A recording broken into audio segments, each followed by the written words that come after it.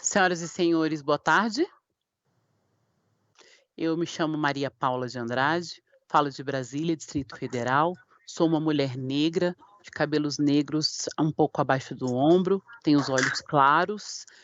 Estou vestindo um vestido na cor vermelha, um blazer branco, e é um enorme prazer estar nesse evento. Teremos agora a apresentação da mesa MPT e parceiros no Espírito Santo, com o tema Plano de Valorização do Advogado.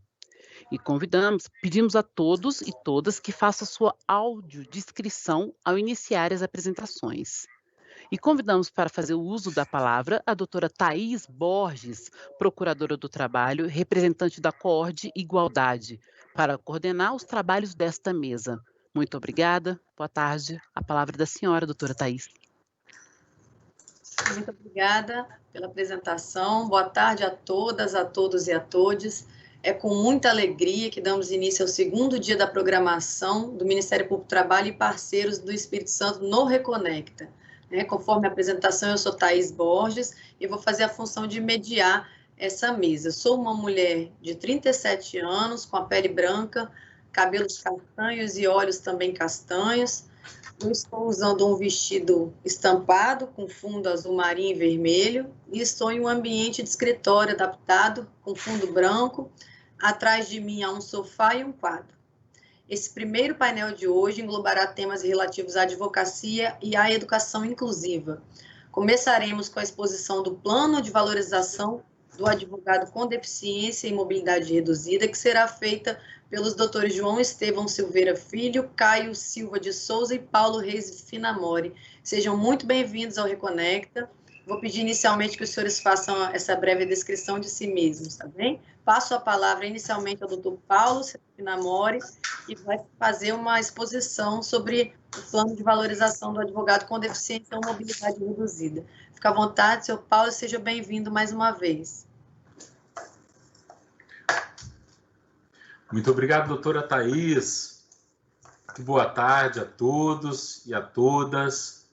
Queria saudar o doutor João Estevão Filho, nobre colega advogado também, doutor Caio de Souza, nosso presidente da Comissão de Direitos da Pessoa com Deficiência do Rio de Janeiro, da OAB do Rio. Vamos lá. Meu nome é Paulo Finamori. Vou aproveitar que o senhor não começou, porque eu perdi a apresentação do senhor, tá? Doutor Paulo é advogado, conselheiro seccional do OAB no Espírito Santo, presidente da Comissão Estadual de Direitos da Pessoa com Deficiência do OAB no Espírito Santo, membro da Comissão Estadual de Direito do Trabalho e Sindical do OAB Espírito Santo e tem especialização em Direito e Processo do Trabalho pela Faculdade de Direito de Vitória. Fica à vontade, doutor. Muito obrigado, doutora Thaís. Bom, meu nome é Paulo, já foi apresentado. Eu sou um homem branco, 49 anos, com um corpinho de 48, cabelos grisalhos, repartidos, curtos. Estou usando um óculos de leitura e eu tenho uma barba um pouco grisalha também, né? Bem aparada. Estou trajando, né? Estou com um paletó, um azul mais claro hoje, uma gravata bonita e audiodescrição. Ok, vamos lá. O tema que nos foi proposto é muito caro. Aborda essa questão da efetivação do direito constitucional do acesso à justiça. Então, temos o advogado PCD e temos todas as barreiras físicas e tecnológicas para o exercício pleno da advocacia, né? Desse advogado. Então, nesse sentido, a Ordem dos Advogados do Brasil, através de um provimento 177, de 19 de setembro de 2017, instituiu a Comissão dos Direitos da Pessoa com Deficiência a título permanente e contínuo. Então, toda seccional do Brasil é obrigada a ter esta comissão instituída e as diretrizes, né, para a implementação de um plano de valorização do advogado e da advogada com deficiência, né, pessoa com deficiência ou mobilidade reduzida. Na data de ontem, foi assinado, né, este plano aqui no Espírito Santo, então já está valendo para o Estado do Espírito Santo, através da resolução número 12, e numa data, né, muito linda e emblemática, em 3 de dezembro. E terá como diretrizes o cadastro contínuo dos advogados e das advogadas, né, com deficiência, para aplicação de mecanismos para a realização de censo destinado à construção do perfil destes. Então, a primeira coisa que a gente tem que fazer no grupo de trabalho é identificar quem são os advogados, quais são as deficiências e já para fazer a aplicação imediata de mecanismos. Estabelecer a parceria entre a OAB, a seccional e as subseções. Nós temos 17 subseções aqui no Estado do Espírito Santo. Então, para o dia 15, já temos que fazer a instalação e posse também de todas as comissões do Estado, de imediato, de modo a implementar, né, essas medidas aí do plano, que visa também a contratação, um programa de contratação do estagiário, PCD, inclusão ao primeiro emprego, reserva de vagas, quadro de profissionais e parceiros juntos a escritórios de advocacias. E outro viés também da questão desse plano que a gente visa é a observância das prerrogativas.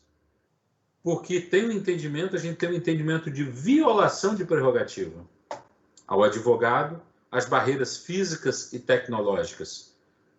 E aqui incluindo também, principalmente, o próprio acesso, um advogado, por exemplo, deficiência auditiva, né, surdo, como é que ele vai ser ouvido em audiência, como que ele vai exercer, né, o pleno exercício da advocacia. Então, temos que fazer essas propostas também. A implementação de condições diferenciadas dos serviços prestados pela Caixa dos Advogados, né, de assistência dos advogados, com especial, também objetivando a inclusão e acessibilidade, sempre. Promoção, e o mais importante é promover a promoção do diálogo com as instituições, que a gente costuma dizer. A seara de trabalho nosso não é também dentro do escritório, não é somente dentro do escritório, é no judiciário, é no Ministério Público, é no Ministério Público do Trabalho, são nos órgãos, né, estaduais, são nas instituições, repartições públicas. Então, tem que abrir um diálogo com essas instituições de modo a garantir a acessibilidade plena do exercício profissional dos advogados e das advogadas, PCD.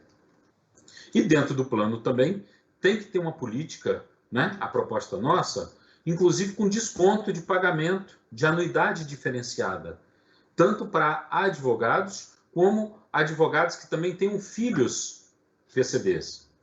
Porque, por exemplo, hoje a gente tem uma prerrogativa de uma advogada, né, que é mãe recente, que é lactante, tem uma preferência na audiência. Então, por que não a advogada ou advogado PCD também tem uma preferência em sustentação oral, já regimental, não só por cortesia ou cordialidade, não, regimentalmente. Tem que haver esse tratamento, não é? Esse acolhimento ao profissional PCD em si. Então, doutora Thais, eu encerro minha fala falando, né, fazendo esse demonstrativo. Entra agora em seguida o doutor João Estevam, falando com toda a propriedade do exercício, e o doutor Caio, presidente da comissão lá do Rio de Janeiro, onde o plano já está, né, implementado, rodando mesmo em atividade, e a gente abre para debates depois, tá bom? E fica à disposição. Muito obrigado. Tá joia, doutor, eu que agradeço. Também parabenizo o senhor, não só pela fala, mas por todo o empenho aí em buscar essa aprovação desse plano. É com muita alegria que na data de hoje, na data de ontem, 3/12, Dia Internacional da Pessoa com Deficiência, o plano foi assinado, né? Então, é uma grande vitória e uma felicidade poder estar aqui comemorando com os senhores essa conquista. Eu vou passar agora a palavra para o doutor João Estevão Silveira Filho. Doutor João é advogado, possui deficiência visual, é pós-graduado em Direito Civil e em Gestão do Terceiro Setor, professor em cursos de extensão, graduação e pós-graduação desde 2005, assessor e instrutor no Tribunal de Contas do Estado do Espírito Santo. Dr. João falará sobre o dia a dia do advogado com deficiência ou mobilidade reduzida. Fique à vontade, Dr. João, e seja muito bem-vindo. Obrigado, doutora Thaís, doutor Paulo, doutor Caio. Agradeço a todos que estão participando desse evento grandioso que é o Reconecta, um evento que eu caminhei aí nos primeiros passos, nos primeiros momentos que eles fizeram aquelas feiras presenciais que foram de tanta importância para quem tem um advogado com deficiência, mas com quantas pessoas foram ali abraçadas ali de uma forma tão especial. Agradeço a doutora Thaís, também a pessoa, a doutora Sueli, o Wendel, todos os envolvidos, né? Muitas pessoas envolvidas aí nesse processo desse evento. Parabéns mesmo pela iniciativa. Agradecer ao doutor Paulo, doutor Caio, pela presença aí na nossa mesa e dizer que eu sou, sim, um advogado com deficiência visual, tenho baixa visão, acometida por uma deficiência degenerativa da retina, que chama-se retinose pigmentar, e que veio me trazendo essas dificuldades durante a vida. Quando eu me formei em Direito, no final de colegial em janeiro de 2003, e naquela época eu conseguia ainda ler na tinta, né? E depois eu fui fazendo especializações e comecei a usar lupas, depois comecei a usar uma lupa eletrônica, que amplia um pouco mais e dá um contraste. E aí fiz uma pós, outra pós, comecei a dar aula, e daí para frente houve um declínio bem acentuado da minha deficiência, onde eu perdi a visão de foco, não consigo, há um tempo, ler no papel, e comecei a desenvolver minhas técnicas, minhas formas de trabalhar. Uma delas foi aprender o Braille. Hoje também, além de saber ler e escrever, também ensino o Braille, porque muitas pessoas que perdem a visão na fase adulta têm resistência à questão da deficiência visual, aceitação. Então, eu desenvolvi hoje também, eu faço capacitação de muitos professores da rede pública nessa ferramenta que é o Braille, e também o Soroban, que é um equipamento de cálculo matemático para pessoas de deficiência visual. Mas depois que eu comecei a efetivamente advogar e comecei a trabalhar com o direito e rodar os órgãos públicos, eu comecei a perceber que faltava muita coisa, muita coisa. Passei muito aperto, porque passei por um processo também de aceitação da minha deficiência, porque o advogado é uma carreira solo, né? Uma carreira muito sozinho, ele trabalha muito sozinho. Ele peticiona, ele pega o processo, coloca debaixo do braço, vai no fórum, despacha com o juiz, volta, pega o carro, e eu perdi isso tudo. Eu perdi essa minha autonomia. E para aceitar foi muito difícil, a família deu muito apoio nesse processo de aceitação, até que eu, depois de muitas lágrimas, eu cheguei à conclusão de que eu era daquela forma, a minha deficiência visual não tinha como retornar ao estado normal, né, aqueles, entre aspas, que se diz normal, e aí eu tive que aceitar essa minha deficiência e lutar para que as pessoas também entendessem que, apesar da deficiência, a gente pode estudar, a gente pode conquistar cargos e posições e etc. E com isso eu comecei a trabalhar especificamente para que os órgãos públicos fossem realmente mais acessíveis. Fui convidado para para assessorar um conselheiro dentro do Tribunal de Contas, e estou lá ainda como cargo de confiança, assessorando, né, e sendo responsável por essa parte de instrutoria na área de acessibilidade e inclusão para servidores públicos. E, paralelo a isso, a advocacia ela faz com que eu esteja no dia a dia de um tribunal de justiça, por exemplo, num fórum civil, observando não só as estruturas, e elas também já estão com algumas adaptações. O fórum novo do município de Serra, ele já tem uma rampa de uma posição ideal, já tem uma entrada mais linear, só que ainda falta o acesso atitudinal, né? A capacitação, o treinamento. É o que o doutor Paulo estava falando sobre a questão dessa resolução, que é uma alegria, né? Poder a OAB ter uma iniciativa. O doutor Caio também vai falar do Rio de Janeiro, uma iniciativa nesse tamanho de fazer com que o advogado com deficiência seja valorizado. Mas a capacitação, o dia a dia ali, né, do advogado, extrapola qualquer tipo de resolução. Não é fácil você chegar num fórum e ter ainda processos em papel, e mesmo que sejam digitalizados de uma forma que nenhum tipo de sistema de áudio ele faça essa leitura. Ele não foi preparado para esse tipo de leitura.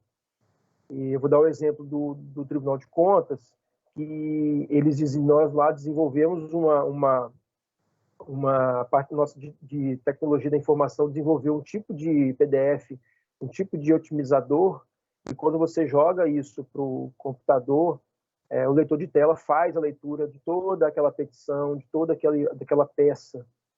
Então, ele não vai exigir de você uma implantação de um sistema X, Y, Z para isso acontecer. Não, o próprio sistema já converte isso e já te dá essa opção do leitor, você passando ali o cursor para baixo e ele vai lendo. Então, são iniciativas simples que facilitam esse dia a dia do advogado. Eu dei um exemplo antes aqui na nossa conversa, no bate-papo antes, da questão do Tribunal de Justiça, do andamento processual. Eles, lógico, com toda essa questão de invasões, de hackers, o Tribunal de Justiça ele tem aquela questão do CAPTCHA, lá, RECAPTCHA, que é aquele botãozinho que você tem que acionar, colocando ou as imagens ou uma letra. O desafio de áudio ele é impossível, né? Não tem como escutar. E aí eu conversando com a amiga Renata, que faz parte da comissão do Tribunal de Justiça de Acessibilidade, ela pediu um relato, eu mandei para eles um relato de que aquilo ali é inacessível.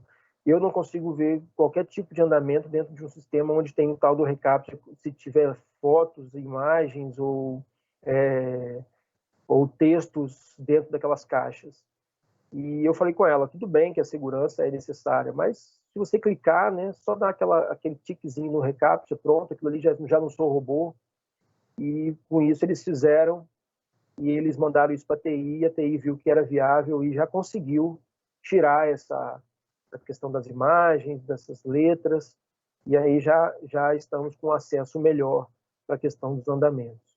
Então, eu tenho bastante tempo que eu trabalho com acessibilidade, inclusão, dentro de palestras e treinamentos no Brasil.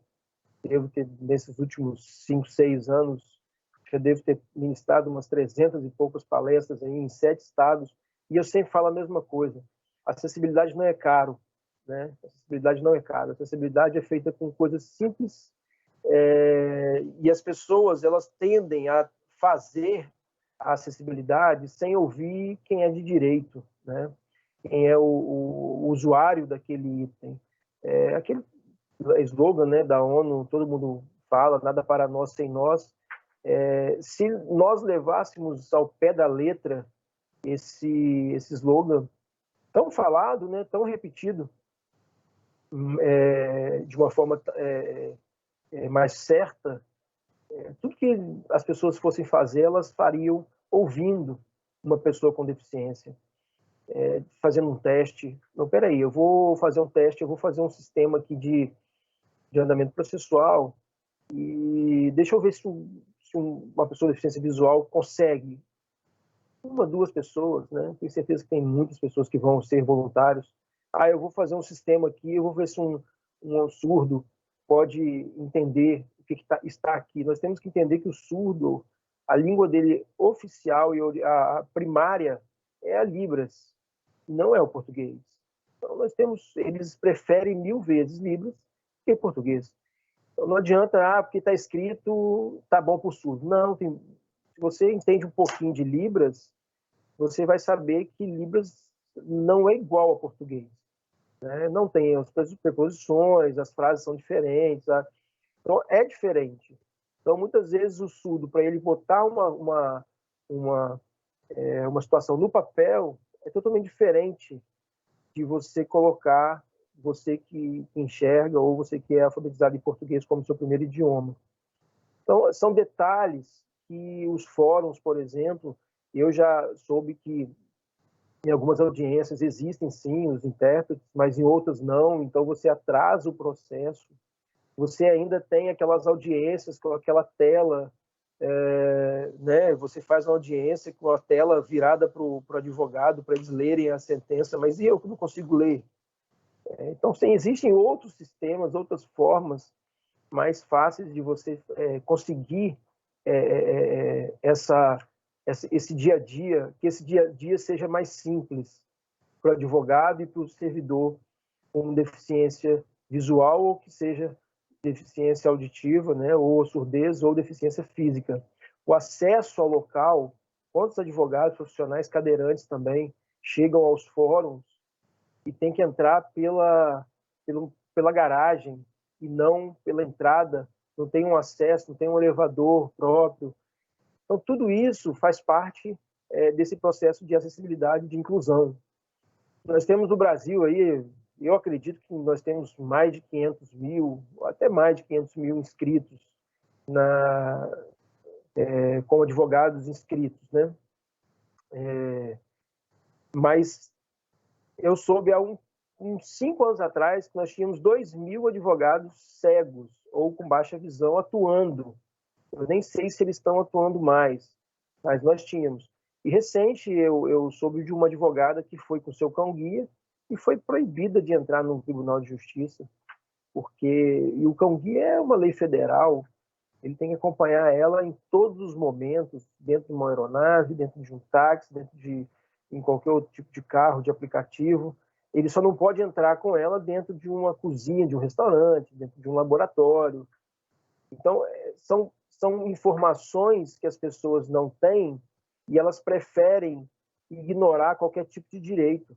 Porque mesmo que o cidadão, o servidor daquele fórum, ele não saiba que o cão-guia é protegido por uma lei federal, ele tem que saber que ela tem o direito de ir e vir. E como é que ela vai fazer? Para ir chegar no cartório, para despachar um processo. Então, nós temos muitos detalhes que precisam ser observados diante desse nosso cenário, esse nosso panorama de exclusão, que virou meio que um comércio, né?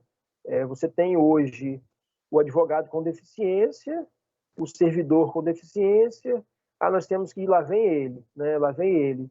Vamos resolver só para ele. Qual é o fórum que ele frequenta? É o fórum de Serra. É o fórum de Vitória. Então vamos fazer aqui e ali. Não, esse é o grande problema. Mas será que eles já perguntaram para esses profissionais o que seria ideal, o que seria justo, o que seria interessante para que eles pudessem ajudar de uma forma mais eficiente? Eu sei que hoje, o Paulo estava falando sobre a questão das prioridades, já existe umas resoluções do CNJ que falam da prioridade do advogado com deficiência ou da parte com deficiência. Tanto é que nas minhas petições eu coloco isso no rosto da petição. Tá? Eu coloco no rosto da petição. Se não me engano, a resolução número 27, e tem uma outra, não sei se é 335, do CNJ, que fala que o advogado com deficiência ele tem prioridade no julgamento, tem prioridade, sim, na questão das audiências. Eu uso muito isso porque, mesmo sabendo que alguns juízes nem olham, mas está ali. E quando eu ligo para um cartório, por exemplo, precisando de alguma informação do processo, eu já peço, olha, dá uma olhadinha no rosto da petição, porque você está lidando com um advogado que não vai ter essa facilidade de chegar aí e olhar esse despacho de uma forma tão simples. E, graças a Deus, onde eu tenho convivido nessa minha linha de advocacia, as pessoas são muito solícitas, elas querem ajudar, mas nós precisamos sair dessa posição, dessa ajuda, para uma ajuda mais objetiva, e não algo subjetivo, que é o João que está chegando, então eu vou ajudar especificamente ele. Não, eu tenho que ajudar de uma forma objetiva para que qualquer um que esteja dentro desse processo, dentro dessa situação, possa ser ajudado, possa ter os seus direitos contemplados. Porque, por exemplo, se eu for ao Rio de Janeiro, doutor Caio vai ser o próximo a falar, se eu for ao Rio de Janeiro, se eu for ao fórum, se eu for ao tribunal, eu preciso ter o mesmo direito que eu tive aqui no fórum, na vara de órfãos que eu frequentei. Por quê? Porque não é uma ajuda subjetiva, tem que ser algo objetivo, tem que ser algo para todos. Então, a advocacia, o direito para profissionais com deficiência, ele não começa no fórum, ele não começa na OAB, ele começa lá na primeira infância, lá no incentivo àquela criança, aquele jovem com deficiência, e ele pode ser, sim, um advogado com deficiência, ele pode ser um juiz, como nós temos lá no Nordeste o doutor Ricardo, que é desembargador, que é cego. Então, nós temos vários exemplos no Brasil de pessoas que chegaram lá, né, com algum tipo de deficiência. O grande problema é que não há um incentivo na base. Quantos alunos de direito têm algum tipo de deficiência e eles ficam para trás? Eles ficam para trás por quê? Porque, às vezes, a própria faculdade não dá para eles uma condição para que eles possam estudar de uma forma igualitária, com acessos a livros. Hoje você pega um dos requisitos para uma faculdade de Direito é ter uma biblioteca. Eu acho muito bonito isso. E aí eu fico perguntando quantas bibliotecas de faculdade possuem scanner de voz, para quando o aluno de Direito quiser ler um livro, ele não precisar ficar digitalizando igual um maluco em casa, mas o próprio scanner, ele lê 10, 20, 30 páginas por minuto, grava aquela voz e o aluno pode estudar. Então, esse é o nosso trabalho, né, OAB, esse é o nosso trabalho de cobrar das instituições também esse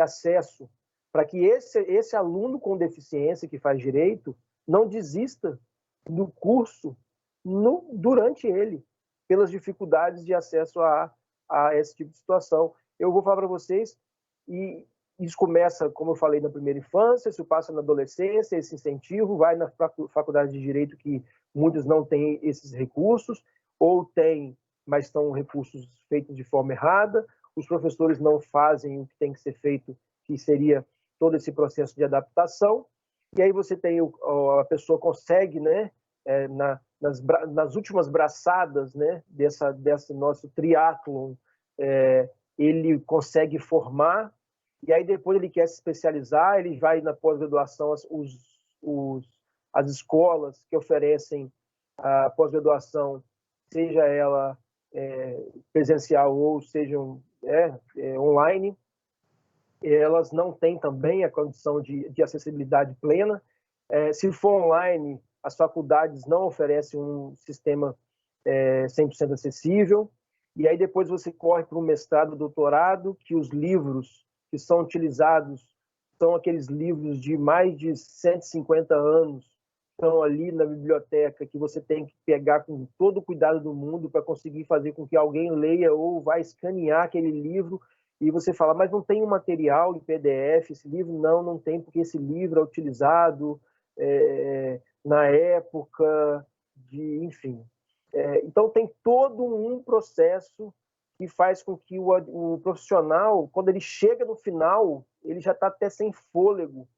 E aí ele prefere fazer, sabe o que? Ele prefere fazer um concurso público, que nem é para a área de direito, entrar e larga a carreira jurídica, larga a carreira, porque foi tanto problema, tanta luta, que chega no final ele já não consegue mais, ele não tem mais já oxigênio para lutar ainda mais, que aí pronto, foi para a área, foi para o mercado, aí ele vai continuar outra luta. Então é um caminho, né? Nós não estamos falando de uma história recente, nós estamos falando de muitos anos, de uma vida sem inclusão e debates importantíssimos, mudanças consideráveis, mas que nós precisamos lutar para que essas crianças que estão vindo, elas se tornem profissionais, não só do direito, mas profissionais, sim, qualificadas, crianças com deficiência tenham acesso ao conhecimento, tenham acesso às universidades, tenham acesso à capacitação e depois tenham acesso ao mercado de trabalho, sem ouvir, né, de gestores públicos ou de instituições privadas que a acessibilidade é gasto, que a acessibilidade é gastar dinheiro e não é investimento, né?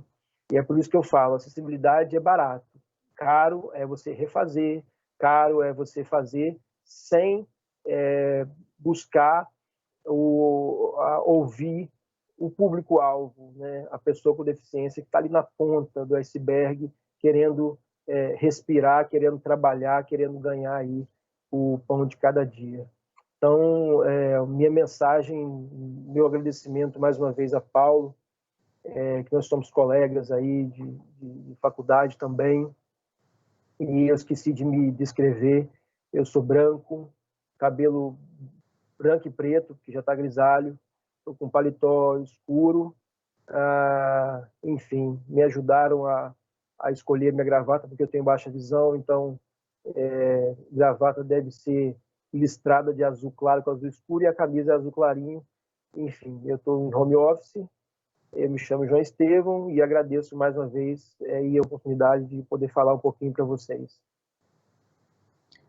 Doutor João, muito obrigada por todas as suas considerações, por ter pontuado claramente assim, os entraves, né, as barreiras que a nossa sociedade e o Estado ainda se recusam, né, ou ainda não promoveram medidas de retirar, né, ao acesso à justiça do advogado com deficiência ou com mobilidade reduzida. Parabéns pela sua fala, parabéns pela sua trajetória de vida. E eu vou agora, já em seguida, para depois a gente ter um tempo ainda para debates, passar a palavra ao doutor Caio Silva de Souza.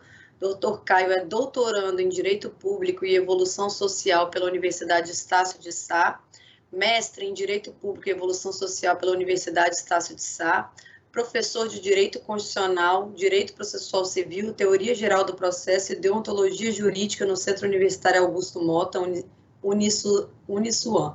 Advogado, presidente da Comissão de Defesa de Direitos da Pessoa com Deficiência da OAB no Rio de Janeiro, membro da Comissão Permanente de Acessibilidade do município do Rio de Janeiro, membro do Comitê do Estado do Rio de Janeiro e pesquisador do Grupo de Pesquisa Observatório de Políticas Públicas, Direito e Proteção Social do PPGD UNESA.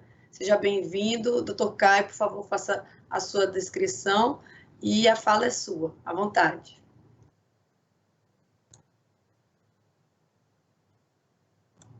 Seu microfone está desativado, doutor. Bom, doutora Thaís, obrigado. Obrigado pela lembrança, primeiro, de ativar o microfone. A gente fica aqui ouvindo os colegas e ouvindo o doutor João, realmente brilhante a apresentação dele, nos faz pensar muito. Eu sou um homem branco, uso óculos, tenho barba, cabelo preto liso, estou com blazer marrom, uma camisa branca e atrás de mim tem uma estante de livros. Eu estou no escritório, mas eu estou, como o Dr. João falou, eu também estou de home office hoje, sexta-feira, então estou no escritório da minha casa. É muito importante a fala do Dr. João, e eu queria agradecer ao Dr. Paulo Finamori pelo convite de estar aqui com vocês. Eu preciso dizer do meu local de fala. Eu atualmente presido a Comissão dos Direitos da Defesa da Pessoa com Deficiência aqui no Rio de Janeiro. Fui nomeado por essa gestão atual em 2019, né? O fim do meu mandato é em 2021, eu estou nesse triênio agora. E, na minha gestão, nós conseguimos a implementação do Plano Estadual de Valorização do Advogado com Deficiência. E, quando convidado a falar sobre esse plano ele perpassa, e a aprovação do plano de forma, e aí a gente tem que deixar isso claro, de forma unânime pelo Conselho Estadual da Seccional Rio de Janeiro, ela se deu no dia 21 de novembro de 2019, ou seja, muito próximo do Dia Internacional de Luta da Pessoa com Deficiência do ano passado.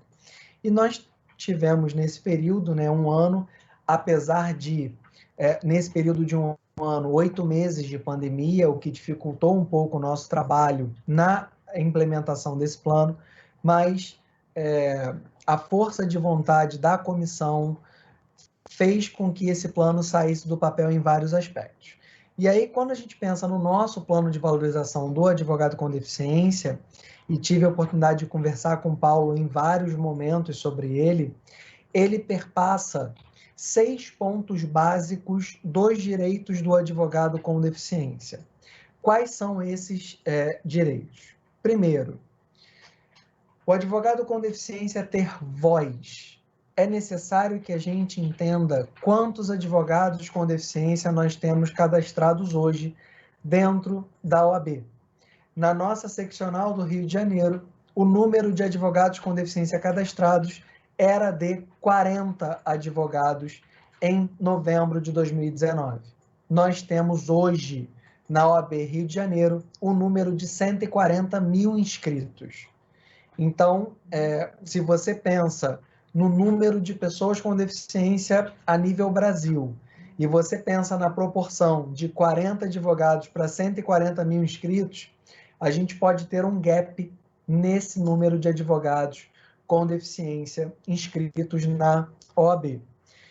Tendo essa certeza, nós buscamos, junto à ouvidoria da casa, logo no meio da pandemia, e essa pesquisa foi feita em agosto ou setembro, se eu não me engano, nós fizemos uma consulta pública aos advogados através do e-mail, para que os advogados eles pudessem informar se a pandemia os prejudicou ou não em seu trabalho e, caso contrário, se esses advogados têm alguma deficiência ou não.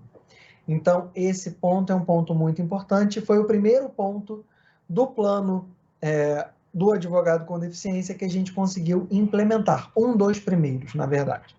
Então, a gente iniciou um processo de cadastramento dos advogados, das advogadas, dos estagiários e das estagiárias com deficiência.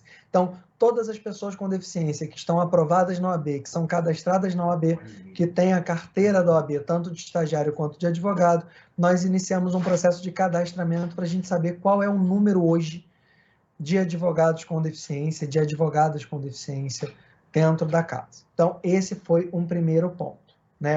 A realização de uma pesquisa. A gente não pode falar que é um censo, porque não foi mesmo um censo, mas uma pesquisa para saber o número de advogados com deficiência. Um segundo ponto que nós iniciamos foi a criação, nas subseções que nós não tínhamos ainda, de comissões da pessoa com deficiência, comissões de direitos da pessoa com deficiência. Nós temos no Rio de Janeiro hoje 63 comissões em 92 municípios. Então, é um trabalho um pouco mais complexo. Eu ouvi o doutor Paulo falar no início que, se eu não me engano, no Espírito Santo nós temos 17 subseções, aqui no estado do Rio nós temos 63. Então, a criação ela se torna um pouco mais dificultosa por conta disso. Mas hoje, com o trabalho que foi desenvolvido, nós atingimos o número de 28 subseções com comissões de pessoas com deficiência, nos faltando ainda o número de 35. Né? Então, a gente pretende, até o final do ano que vem, aumentar esse número para pelo menos 75% das subseções do Estado do Rio de Janeiro com comissões de direitos da pessoa com deficiência. Esse é um segundo ponto. Um terceiro ponto também é a questão da prerrogativa do advogado com deficiência. E eu vou me ater mais a esse ponto, e eu não vou me alongar muito também, até para que a gente possa ter o debate ao final. Mas, com relação à prerrogativa e acessibilidade dos advogados com deficiência, nós fizemos algumas ações, e uma das ações mais importantes é o cadastramento de empresas que tenham intérprete de Libras, né? Empresas que fazem a interpretação em Libras e a audiodescrição, para que nos eventos da OAB, nas reuniões da OAB, em todas as participações da OAB, que nós tenhamos advogados com deficiência visual ou auditiva, esses advogados tenham plena acessibilidade. Então, se a gente está pensando num plano de valorização do advogado com deficiência, a gente precisa realmente fazer com que o advogado com deficiência seja valorizado.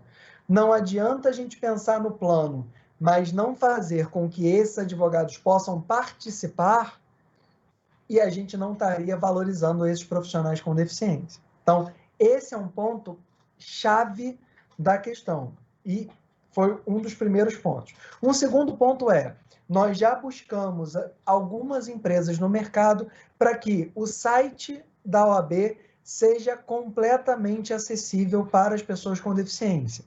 E aí, esse ponto é muito importante, porque toda vez que a gente pensa nessas questões de acessibilidade, a nossa comissão monta um grupo de trabalho onde nós temos pessoas com deficiência auditiva, visual leia-se, baixa visão e visual cego total, pessoas com deficiência auditiva, pessoas com perda significativa da audição ou surdos completos. Para quê? Para que a gente possa, dentro desses quadros da OAB, tanto nos eventos, nas reuniões, quanto no site, a gente possa ter o movimento da pessoa com deficiência, os advogados com deficiência plenamente atendidos. Porque não basta apresentar para uma pessoa e essa pessoa dizer que está acessível, se para outra pessoa com deficiência não está acessível. Então, a ideia é trazer essa acessibilidade para todos,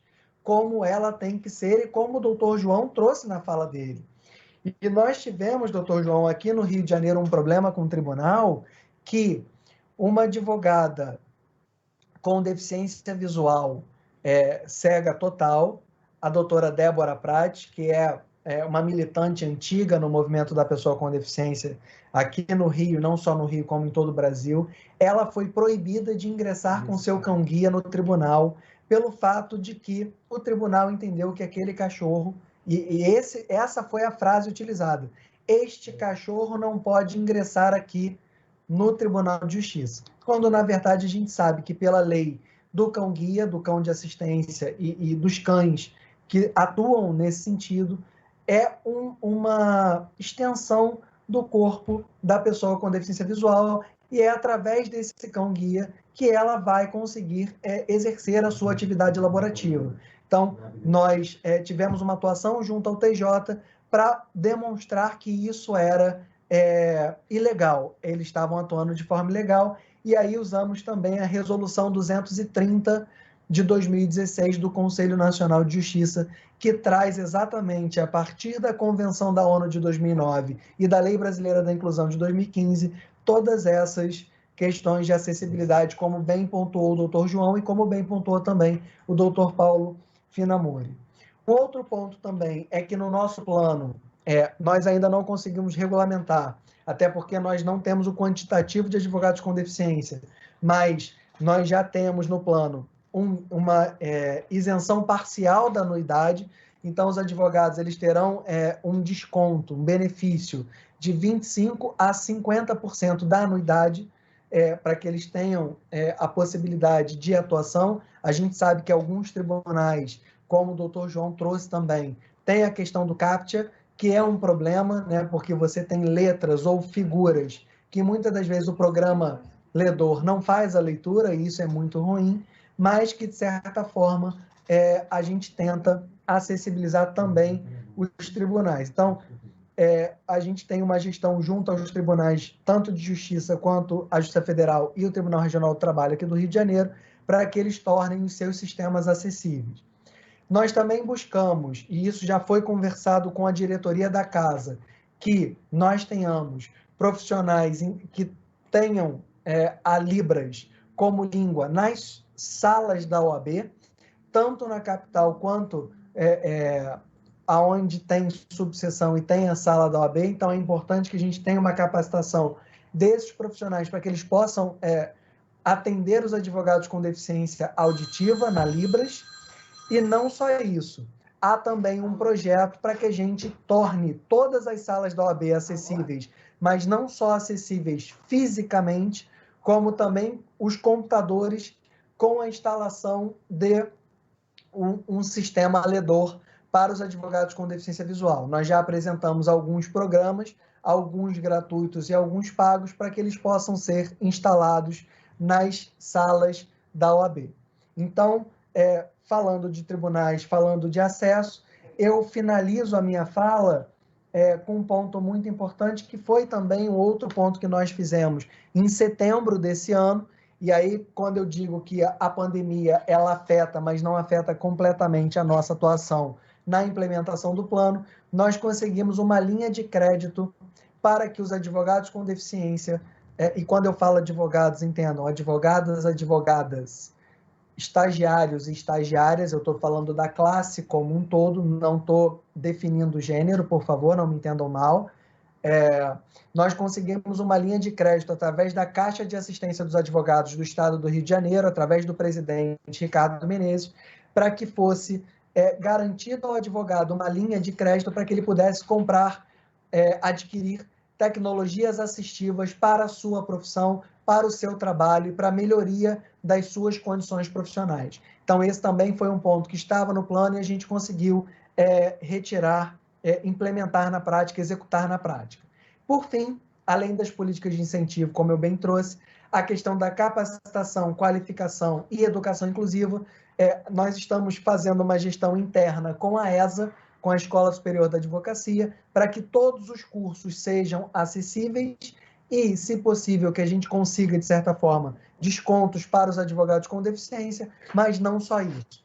Nós estamos buscando uma gestão junto às universidades do Estado do Rio de Janeiro, para que os cursos de direito tenham, dentro das suas aulas de prerrogativas, né, de ética profissional, mas não só de ética, como no curso como um todo, para informar aos advogados as questões relativas ao plano de valorização do advogado e da advogada com deficiência. Então, basicamente, alguns pontos nós já implementamos, alguns pontos nós já estamos em curso e outros nós precisamos entender primeiro o tamanho da questão, né, o número de advogados, etc., para que, por exemplo, a gente possa garantir os incentivos na anuidade, dentre outros incentivos. Então, agradeço mais uma vez o convite de estar aqui, espero ter sido claro nessa breve exposição sobre o nosso plano aqui no Estado do Rio de Janeiro, do advogado e da advogada com deficiência, e permaneço à disposição para qualquer esclarecimento, porventura necessário, e continuo com vocês. Muito obrigado pelo convite e passo a palavra para a doutora Thaís de volta. Doutor Caio, que te agradeço, sua fala foi muito elucidativa, num breve espaço de tempo, você conseguiu aí indicar várias medidas concretas, né, implementadas pela comissão da OAB do Rio de Janeiro. Então, assim, é de muita felicidade ver o plano saindo do papel, né, ver a efetiva implementação das medidas ali descritas. Tenho certeza que será nosso próximo passo aqui no Espírito Santo, né, sobre a batuta aí do doutor Paulo. Então, a gente tem alguns minutinhos ainda aqui para conversar um pouquinho. Eu vi que no chat aqui no YouTube algumas colocações foram feitas, as pessoas parabenizando os senhores pela fala, né? A doutora Cida Gugel ratificando as palavras aqui do doutor João, de que a pessoa com deficiência, as organizações representativas devem ser ouvidas sempre para a adoção de qualquer medida, né? E aí isso aqui é algo que a gente, eu digo que está aprendendo ainda, né, sobre acessibilidade, a gente já vem notando, né, quando a gente começou a pensar o Reconecta e a gente viu da necessidade de incluir nessas organizações e as pessoas com deficiência, não só lá na fala, na participação, mas na criação do projeto, na fixação da programação, a gente via que às vezes muito do que a gente pensava não era exatamente o que era, né, adequado. Às vezes a gente pensava até na indicação de alguém para uma programação, aí a gente ouvia, não, essa pessoa não representa por isso, isso e isso. Então, isso tudo, só essas constatações que a gente vai aprendendo, elas só destacam aí na fala do doutor João a necessidade mesmo de incremento do diálogo entre as instituições com a predominância da participação da pessoa com deficiência, né, que é quem vive. A gente fala muito dessa expressão de lugar de fala, mas aqui é exatamente isso, as barreiras, os entraves, quem sente é quem, né, é quem está efetivamente nessa situação. Então, é algo que a gente nota, né? O doutor Caio também indicou a situação de uma advogada daí do Rio de Janeiro, né, com deficiência visual, e eu me recordo também de uma época, uma notícia em 2016, de uma advogada também daí do Rio, doutor Caio, que também com deficiência visual, e que impetrou um mandado de segurança questionando a acessibilidade, né, do processo eletrônico. E aí teve uma decisão, uma liminar do ministro Lewandowski, à época, lá em 2016, confirmando, de fato, que não havia acessibilidade ali, não fala nem de que não havia acessibilidade plena, não, dizer que o processo judicial eletrônico era totalmente inacessível às pessoas com deficiência visual, né, porque não havia sido elaborado com base nas normas da acessibilidade, de acessibilidade web, né, enfim. Então, a gente vê que essa recomendação é de 2010 do Conselho, mas ainda falta muito a ser implementado, né. Eu vou passar agora a palavra também, se vocês quiserem fazer alguma consideração sobre o que o outro colega falou, enfim, a gente ainda tem uns 5 minutinhos aqui, tá bem? Eu queria... eu posso falar? Fica à vontade. Agradecer, doutora Thaís, e parabenizar o doutor Caio pela iniciativa da OAB do Rio de Janeiro. Eu soube desse caso da doutora Débora, né, teve o cão-guia lá com problema. Soube também desse processo da questão da acessibilidade do processo eletrônico, né, na falta de acessibilidade. Eu acho que é isso. Mas eu quero reforçar e agradeço o comentário da doutora Maria Aparecida Gugel, uma grande amiga, já dividimos aí algumas vezes aí alguns eventos, uma pessoa que eu tenho grande estima, que tem uma responsabilidade enorme aí de levar acessibilidade para esse nosso Brasil. E assim, eu queria só reforçar que nós precisamos trabalhar com as instituições de ensino, principalmente as faculdades de direito, para incentivar, para fazer com que essas pessoas saiam das faculdades com vontade de lutar por esses direitos. Porque não porque eu sou um advogado com deficiência que eu luto só na justiça com causas relacionadas às pessoas com deficiência. Isso não é só assim. Eu tenho cliente de diversas áreas, eu sou um civilista. Então, independente da minha atividade fim, eu preciso ter o meio. Então, e que as instituições públicas e privadas de ensino e depois as instituições, seja o Ministério Público, seja o Tribunal de Justiça, seja o Poder Legislativo, eles nos deem condição de trabalho. Isso é o meio. O fim é a realização do direito em si. Agora, o meio que é o maior problema, é o caminho. Esse caminho ele tem que ser um pouco mais acessível. Então, eu parabenizo de novo, mais uma vez, o doutor Caio, o doutor Paulo, por essa luta, a doutora Thaís pela essa mediação, e me coloco à disposição mesmo sendo meu registro da Ordem de Minas Gerais, eu me coloco à disposição para ajudá-los. E lembrando, só para finalizar, que a OAB federal, ela tem uma resolução de remissão da anuidade do advogado com deficiência. Por exemplo, eu não pago anuidade, já tem anos que a OAB federal já tem isso. Então, isso já é algo que é importantíssimo de ser colocado, porque a nossa luta não é fácil, as dificuldades são muitas e é como se fosse um benefício para o advogado com deficiência que está aí na lida. Tá bom? Muito obrigado e bom restante de evento para todos. Eu que agradeço. A gente está agora aqui entrando na finalização, precisamos de começar a próxima mesa, então, com essa brilhante conclusão, doutor João, eu agradeço mais uma vez a presença dos senhores, viu? E vou passar já me despeço, já vou passar para a nossa próxima mesa, que vai tratar da educação inclusiva. Então, obrigada, doutor João, doutor Paulo, Caio, parabéns pelo trabalho que vocês desenvolvem. Obrigado, doutora Thaís. Obrigado, doutora Thaís. Um abraço, doutor Caio. Obrigado, uma boa tarde a todos. Boa tarde, Maristela. Bem-vinda. Boa tarde, doutor Caio, doutor João Estevão, parabéns. Belíssima explanação, valorização dos advogados, pessoas com deficiência, parabéns. Obrigado. Valeu, doutora Mara. Doutor João Estevão continua conosco, porque agora vamos falar sobre educação inclusiva, né, doutor João Estevão? Exatamente. É isso.